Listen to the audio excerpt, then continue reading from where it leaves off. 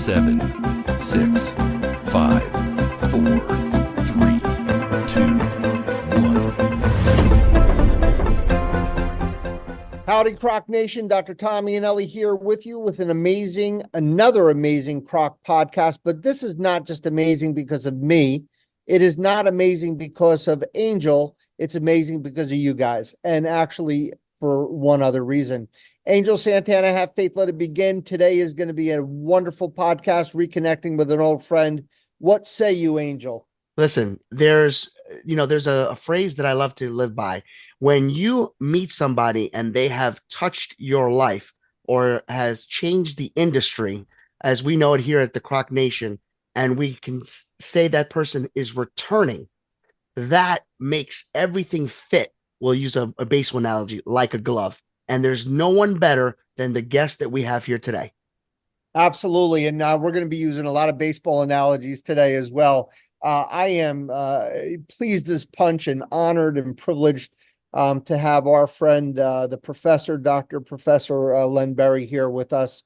And we're going to do something unprecedented, Angel. We are going to take what I feel is probably one of his most comprehensive articles. I call it his opus, Reclaiming Healthcare, Healing Mission for a Sustainable Future. And we are going to cut it into 3 parts, and we're going to make it into a module. That's how important I think that this article is. And I just want to mention that this was published this year, volume 27 in the Journal of Service Research. Main author, Len Berry, along with his colleagues, and I'm going to mess up their names, but Yadav and Mike Hole. And we're going to be talking about this article. But before we do anything, we are going to welcome Len, and we're going to welcome him in the way that I do what I do, that voodoo, and that's embarrass our guests. So that is my privilege as the primary host of this podcast. Angel, do I have your permission? I listen. Like I tell the CROC Nation, this one is one for the book. So make sure you just strap on your seatbelts. The CROC Nation jet is ready to take off. There you go. So as I said, Dr. Professor Len Berry, he has a CV probably as long as a Russian novel. He is the University Distinguished Professor of Marketing and the Regents Professor, the MB Zale Chair in Retailing and Marketing Leadership at Texas A&M and at the Mays Business School. I'm going to do something a little different. I'm not going to go through his whole CV. I'm going to make it a little more personalized, but I did want to hit a couple of highlights. So obviously, I mentioned his importance to the University of Texas A&M and the Mays Business School. He has published 13 books.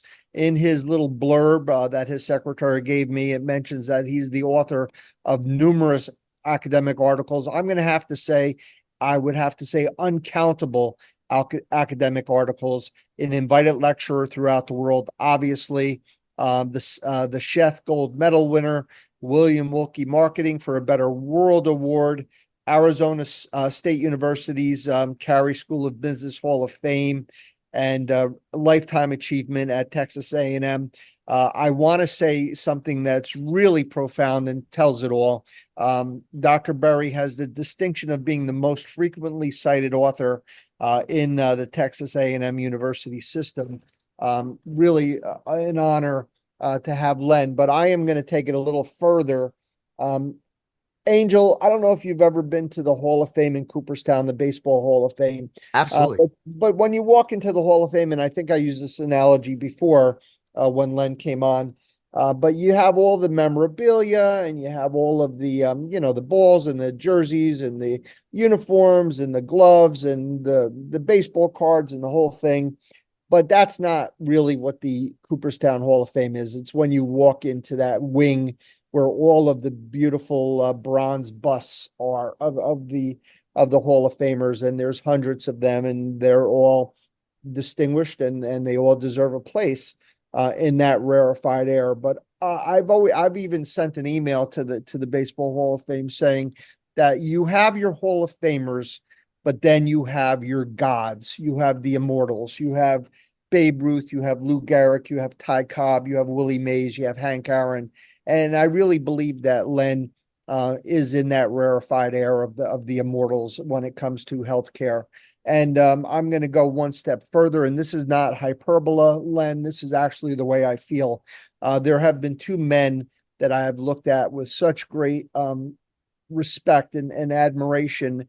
And I'm going to say the first one was a professor that I had, a teacher that I had in high school. His name was Father Tom, and I went to a technical high school in pretty much the guts and the abscess of downtown Paterson, New Jersey.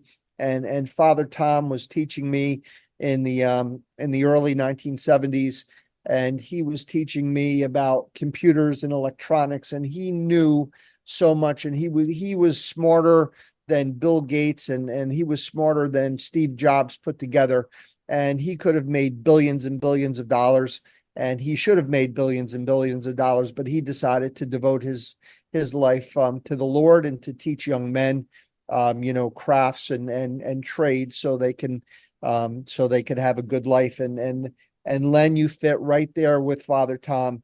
You really could have been Madison Avenue. You could have been a billionaire 10 times over. You could have basically done anything you wanted with your mind and with your abilities. But you decided against it. Instead, you became selfless. You became a teacher. You became an architect for a better world. And the collaborators that you work with currently are at the highest level of influence for the future of healthcare. And Raina Audish comes to mind immediately, as well as many others. And your legacy will continue. Angel and I were honored to have Sanjay on the podcast a few weeks ago. What an amazing young man. And again, you are shaping him into another Len Berry. And I expect nothing but greatness and amazing things from him, as well as many other of the young students that you're dealing with. And then lastly, to end the embarrassment, Len, I want to say that to collaborate with Len Berry is one of the most delightful experiences a person can have. He is the epitome of a gentle scholar. He's an exemplary colleague. He is kind. He is generous. He brings you in as a collaborator, not as a friend, but as a family member. And I feel like I'm part of his family. I get cards every holiday with pictures of his beautiful family. He is a friend. He is a friend to the CROC podcast. He agreed to come on the CROC podcast 4 years ago when we were just starting and we were trying to figure out just the definition and the wording of the term survivorship. And now he comes back 4 years later, where I'm hoping we're 4 years a bit wiser. And without further ado, Len Berry, welcome. Wow. Well, thank you, Tom. You did thoroughly embarrass me. You were successful in doing that. I've never had an introduction like that. I don't believe ever in my career. I've had many nice introductions, but you're in first place now in introductions. So thank you, my friend, and thank you, Angel. It's just a pleasure to work with both of you. You two do such a good job on your podcast, and it's my privilege to be your guest today. Thank you, Len. And I want to just do a quick broad brush on the article itself. So as I said, this is, as a physician, I'm required to read and keep up with my craft. And I read a lot of review articles, but this is not a review article. As I said, I believe this is your opus. I call it Len's greatest hits, almost as if you were going to, buy Simon and Garfunkel's greatest hits. This is Len's greatest hits. And when I was reading the article, I'm saying, hey, Angel, we did a module on this. We did a podcast on this. And it was almost like bringing together all of these great ideas and pointing out all of the issues, and not only pointing them out, Angel, but coming up with solutions.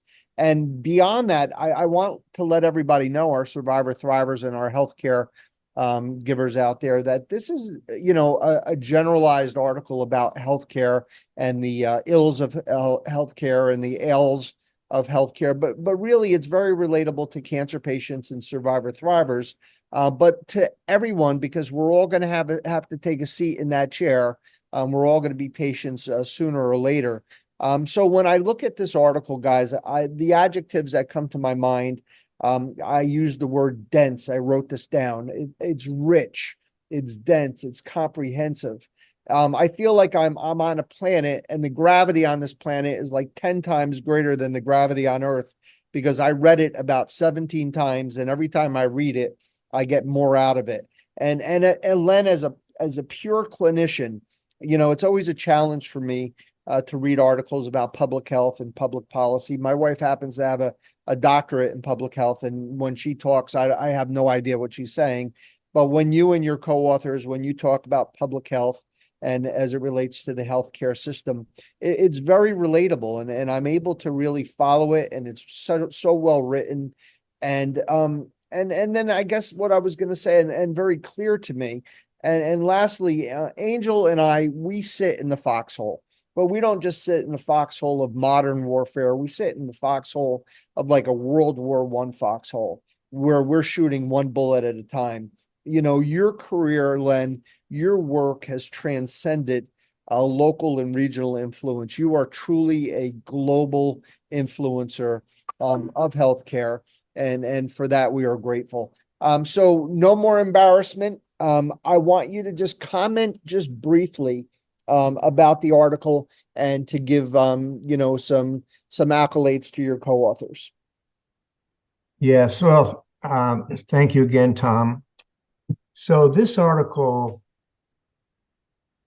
is probably the most challenging article, or certainly in the top three that I've worked on in my entire career, because what we wanted to do is we wanted to talk about the relationship between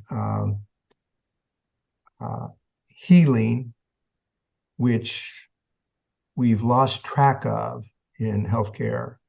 Healing should be the primary mission of healthcare, but we're straying from that in many ways for many reasons.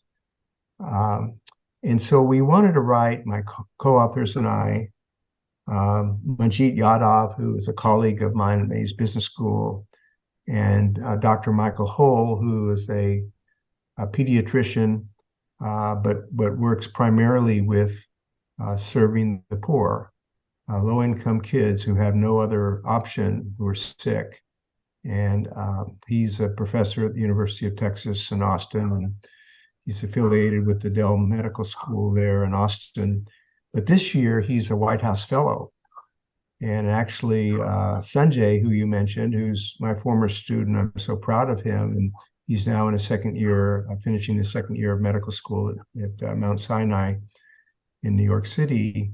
Sanjay and I visited Dr. Hull in Washington, D.C.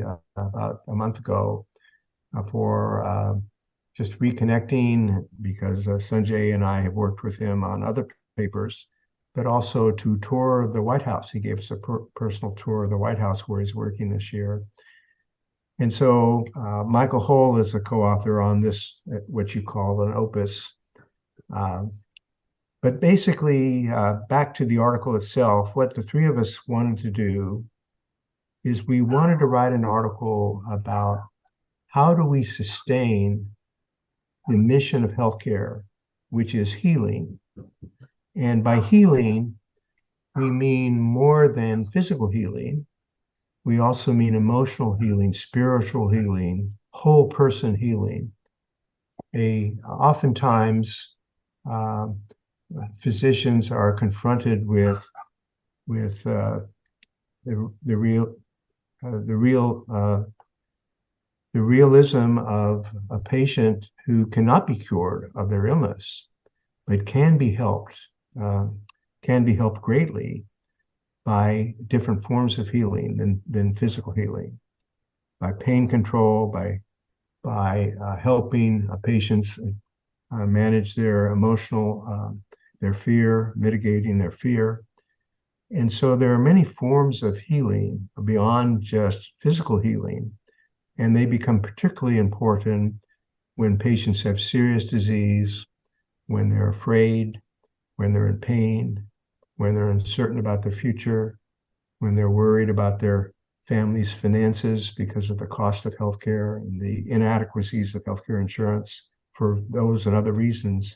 So this article is about how do we recommit healthcare to its true purpose, its true mission, which is healing, as I've described it. And so we focus on that, and we focus on the main contributor to true healing, which is trust. Trust promotes healing. Without trust, we can't really heal. Patients need to trust their clinicians. They need to trust their doctor. Their doctor needs to trust their patient. Patients need to trust the hospital, the health system where they're getting care. They need to trust. And in the article, we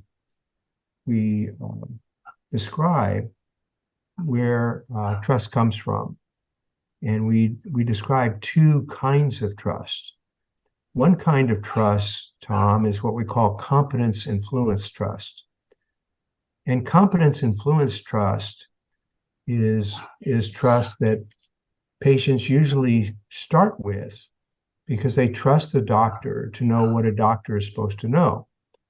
They trust a doctor to have the skills that a doctor is supposed to have. Unless something happens in their experience with the doctor and with the medical team that evaporates that trust, that destroys that trust. Yeah, no, absolutely, Len. I appreciate that. And, my wife is going to scream at me for interrupting you, but I will say the following. I'm going to get that in 1 second. I want to start actually from the beginning, and I want to look at the actual wording of the article, because when you are writing a scientific article, you need to have economy of words. So what really comes out at me is when you say reclaiming healthcare's healing mission for a sustainable future, the word that hits me in the head like a brick is sustainability. And can you just comment on that? Because we all know, people in the business know that something's going to break. This is not sustainable, what we're doing now, especially in the United States. Yes. So for us to be able to sustain the healing mission, Tom, we need to better align the resources we devote to healthcare. We need to better align the incentives that we offer in healthcare to the people that perform healthcare, the hospitals, the clinics, the doctors, the nurses, and others. And we need to align the policy, particularly government policies, to drive healthcare improvement, to reconnect with the true mission of healthcare. And right now, healthcare resources, healthcare incentives, healthcare policies are misaligned. They're misaligned, they're out of sync. And so the first part of our article talks about those misalignments, because without realigning resources for healthcare, policies for healthcare, incentives for healthcare, we cannot keep going. We're spending close to $4 trillion on healthcare in the U.S. today, Tom. $4 trillion. Wow. And we're wasting, and there's been a number of studies, peer-reviewed studies on this topic of waste in healthcare.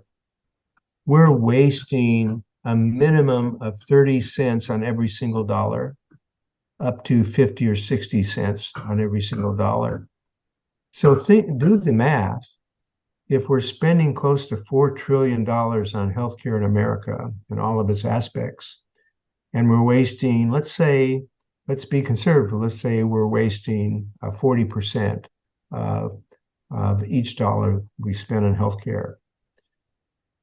What could we do with that 40%?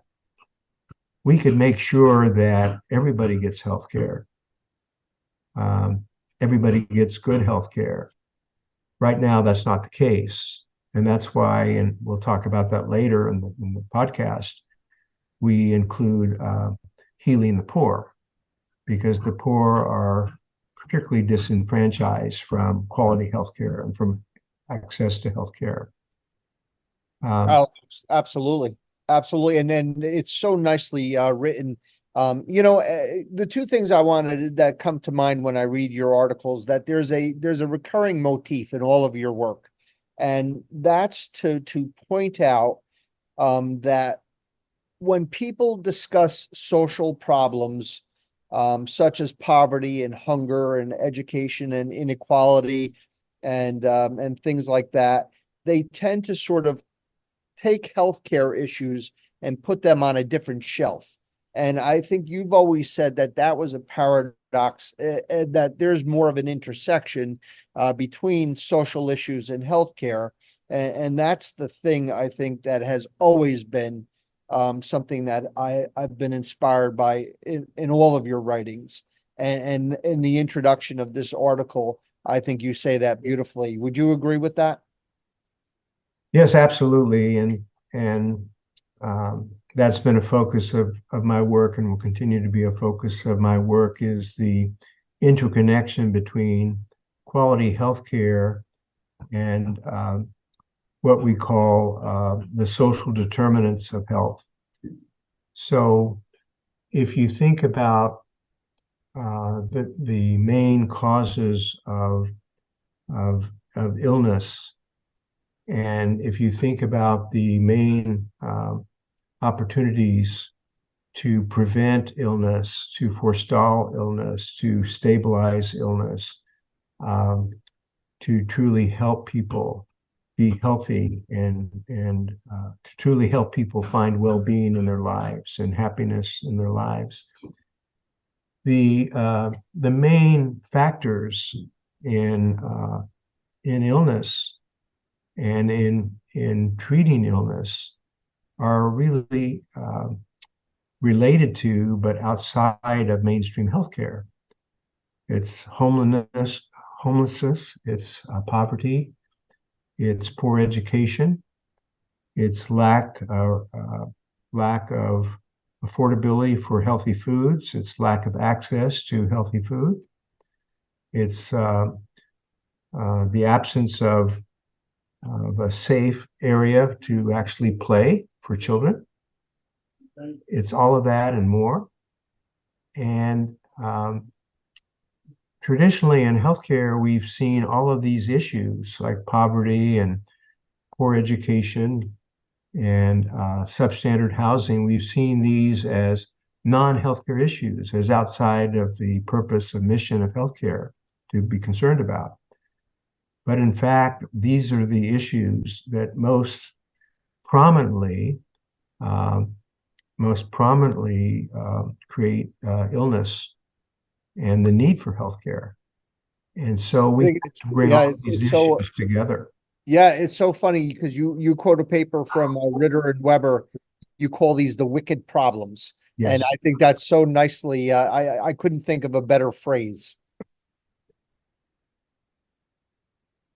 Len, you had mentioned before about the different alignments because we are misaligned. And when you had said that, basically a lack of alignment, when alignment is present, it leads to balance, stability, continuity. And when it's absent or unaddressed, the imbalances get amplified, causing this vicious cycle. You had started to mention about resource alignment, incentive alignment, and policy alignment. Can you just briefly comment on that? Sure. So in terms of misaligned resources, and the main body of the article, Tom, as you alluded to in your introduction, really focuses on how we can reallocate resources in healthcare. And we're going to talk about that later in the podcast. But we should be doing so much more with healthcare resources to help the poor live healthier, longer lives. We should be reallocating healthcare resources to better serve the elderly. I've long believed, and I've written about this quite a bit in my career, that one of the biggest failures in American healthcare is care for the elderly, particularly for the elderly that have multiple chronic diseases, particularly for the elderly that have life-limiting disease. And Tom, as an oncologist, you work with these patients every single day. And also we need to reallocate resources to better serve the healers to do the healing, better serve the nurses and the doctors and the ambulance drivers and everybody that's the technicians, everybody that's involved in healthcare. There's tremendous issues today with what's called burnout. We'll talk about that later in the podcast. But healing the healers is also where we need to spend more of our resources. So we've misaligned our resources. We're wasting so much of what we spend on healthcare. And then the incentives, Tom. The incentives are misaligned. We predominantly have what's called a fee-for-service incentive system, a payment system. So what that encourages is it encourages doing more. It doesn't necessarily encourage doing the right thing for the patient. It doesn't necessarily doing what matters most to the patient, but it does often encourage hospitals, clinics to do more, because the more they do, the more they're paid. And so I'm a strong believer in taking a hard look at reinventing the way we pay for healthcare to incentivize wellness care, to incentivize preventative care, to incentivize keeping people from getting sick in the first place as part of healthcare. We need to incentivize putting the care back into healthcare, Tom. We haven't done a good job of that. And then when we talk about aligning policies, this is where the government, not just the federal government, but state government, city government, government agencies come in terms of seeing to better ways to pay for healthcare, better ways to incentivize healthcare, better ways to align resources, the things that I briefly overviewed and the things we're going to talk about in more depth later in the podcast.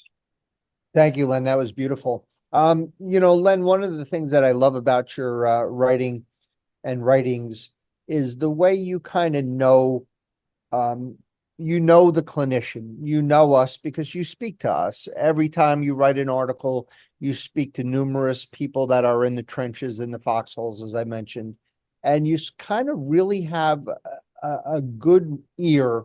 You really hear what we're saying, because when we look at, when you mentioned recommitting to the mission of healing, which is one of the emphases of the paper, I can kind of see myself here. I see, the way I practice, and when you mention that a clinician could heal even when they cannot cure. So as an oncologist, there are many times when my cure is not necessarily a cure of their cancer, but maybe a cure of them as a patient, as a person, reassuring, calming, taking a frightened patient and trying to make them laugh or make them smile.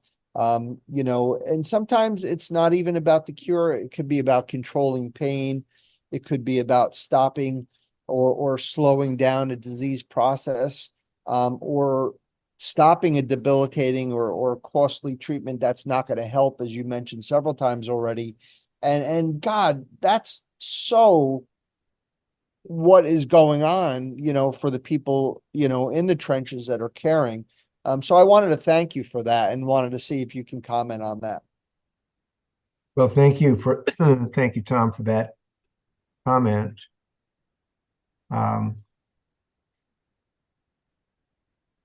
This, I think, is one of our greatest opportunities, Tom, in modern healthcare in this country and other countries for sure as well. But our focus in this paper is on the U.S. healthcare system, because that's a handful, and to try to go beyond the U.S. In a paper like this was simply not practical. But to truly understand in your shoes, as you do, Tom, because I know you, to truly understand the true meaning of healing, that it goes beyond cure, because many times we can't cure, but we can still heal. We can heal emotionally. We can help a patient and a family gravitate from a goal that is no longer possible, and that is a goal for remission of the cancer, for a cure of the cancer, to a different kind of hope that's very, very important and meaningful if a patient can gravitate to that different kind of hope. And that's a hope that's centered not on the future goal that's no longer possible of cure, but a patient is centered on the present. And we call that intrinsic hope. We write about it a little bit in this paper, and we've written about it in other papers, colleagues and I. And intrinsic hope is hope that's centered on today when you have a life-limiting disease. And it's centered on today. It may be hope for a pain-free day. It may be hope for a visit from my grandchildren. It may be a hope for sunshine where I can be outside and be with nature. It may be a hope for my beloved team, whatever that team is, to win the big game today that I'm going to watch. And I'm going to watch in my home instead of in a hospital bed connected to all kinds of tubes. When I shouldn't be in a hospital bed, I should be at home. That's intrinsic hope that's centered on today. And then there's a third kind of hope, Tom. I'll finish with this, and that's a form of hope that we call freedom hope. And freedom hope was taught to me and one of my co-authors, Dr. Brad Stewart, by another co-author on a paper we wrote where hope when cure is not possible. And my other co-author, her name is Tracy, and she, like me, is a marketing professor. She lives in Australia, but she is an expert in healthcare. She studies it with the same fervor that I do. We write a lot of healthcare together. And Tracy was part of this article, and Dr. Stewart is a palliative care and hospice physician. And so he's worked with patients with life-limiting disease his entire career. And we were writing a paper about hope. And we asked Tracy to join us. And she taught us about this third kind of hope, taught both me and Dr. Stewart, freedom hope.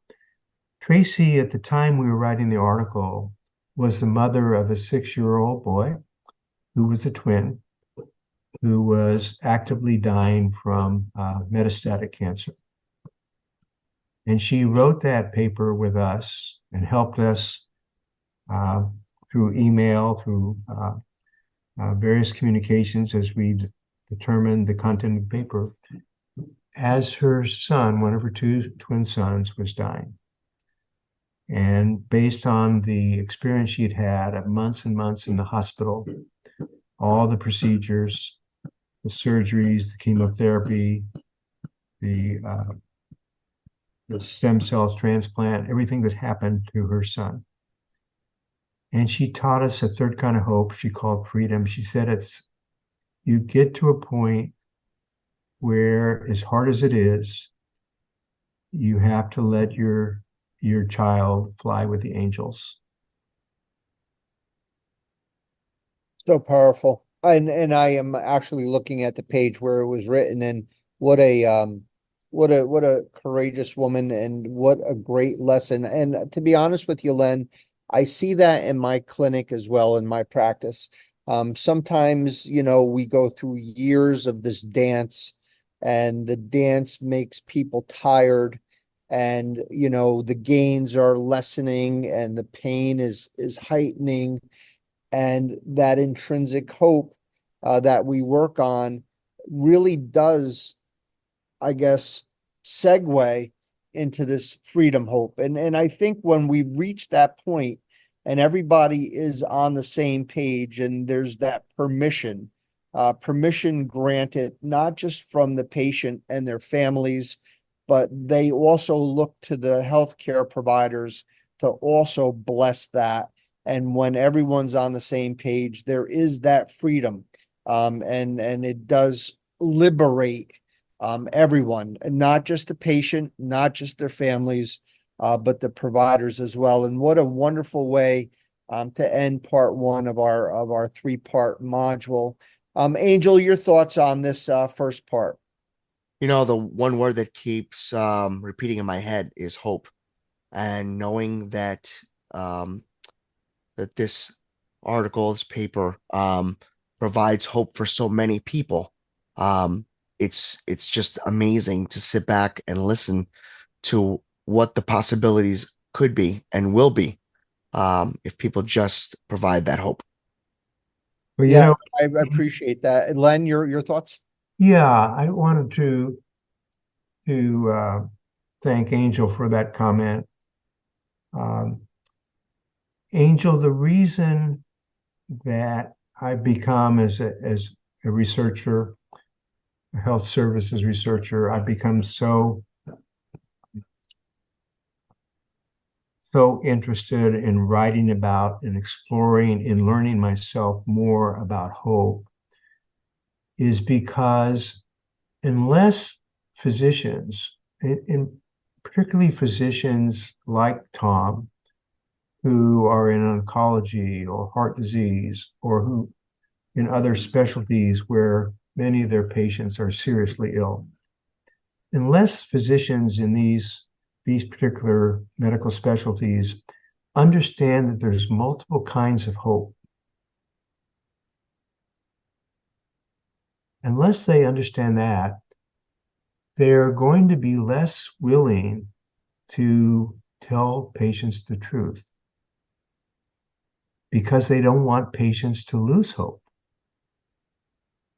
And that's understandable. And it's very understandable on the part of physicians not wanting to gently but honestly inform the patient of the prognosis, because the physician doesn't want the patient to lose hope. But if you understand that there's more types of hope than just the hope for cure, then that provides a pathway for physicians in these very hard medical specialties where you do serve a lot of patients that are going to lose their life through their illness. Then it provides a path for these physicians, Angel, to gently, in the right way, at the right time, level with the patient, so the patient can make the best decisions for herself or himself and the family. It's hard to make the best decision if you don't really know what's in front of you. Here, here. And that's going to be and our job. And we're going to next week, Angel, we're going to be tackling with Len three really, I think, the critical three aspects of healthcare sustainability and a lot of the challenges. And we're going to be talking about how we could heal the poor, how we could heal the elderly, and how we could heal the healthcare worker. So CROC Nation, hold on to your seatbelts, fasten up. We will be back next week. Don't forget, everyone, the CROC podcast is available every single Sunday at 9 a.m. Eastern Standard Time. There will be links in the description about all the things we discussed this today. And remember to join us next week for part 2 of this 3-part series. We'll see you next week.